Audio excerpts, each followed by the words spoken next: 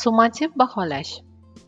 O'qishning ma'lum bir davrida, o'quv dasturining bo'lim va boblari choraklik o'quv yili oxirida o'quvchining davlat ta'lim standarti va o'quv dasturlarida belgilangan kompetensiyalarni egallaganlik darajasini rasmiy baholash jarayoni bo'lib, test, yozma ish, og'zaki suhbat, loyiha ishi, taqdimot ishlari, amaliy mashg'ulot, laboratoriya ishi, ijodiy ishlar va shu kabi boshqa shakllar yordamida amalga oshiriladi. Summativ ishlarning turlari. Bob bo'yicha summativ baholash keyingi o'rinda BSB, bob, bo'lim yakunida belgilangan kompetensiyalarni egallaganlik darajasini rasmiy baholash jarayoni hisoblanadi. Chorak bo'yicha summativ baholash keyingi o'rinda CSB, chorak yakuni bo'yicha belgilangan kompetensiyalarni egallaganlik darajasini rasmiy baholash jarayoni. Loyiha ishi. Chorak davomida fanlar uchun belgilangan haftalik soatlardan kelib chiqib, BSB 3 martagacha va CSB 1 martagacha chorak orasida yoki oxirida summativ baholash ko'rinishida o'tkaziladi. Tayyor yuklangan taqvim mavzu rejalarda BSB va CSB o'tkazilishi sanasi ko'rsatilgan bo'ladi. Ushbu sanadan oldinroq CSB va BSB vazifalari yuklanadi.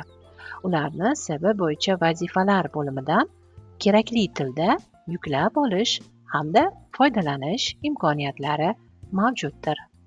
Jurnalda summativ baholash uchun BSB va CSB ustunlarini qo'shish mumkin. BSB va CSB ustunlarini quyidagi tartibda kiritasiz. Summativ plus belgisini bosgan holda ish turi, ish o'tkaziladigan sana, ish uchun taqvim mavzuda ko'rsatilgan umumiy ball, ish tavsifi istasangiz kiritishingiz mumkin. Yaratish tugmasini bosasiz va sizda BSB uchun alohida ustun shakllanadi. Xuddi shunday tartibda CSB ustunini ham kiritishingiz mumkin.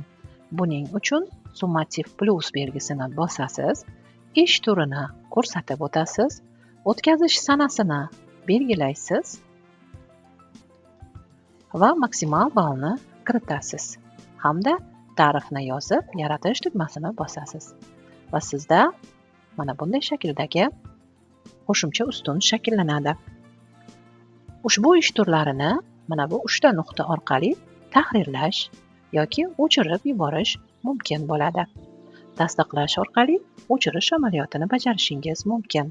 Hisobot davrida ballar quyidagicha taqsimlanadi.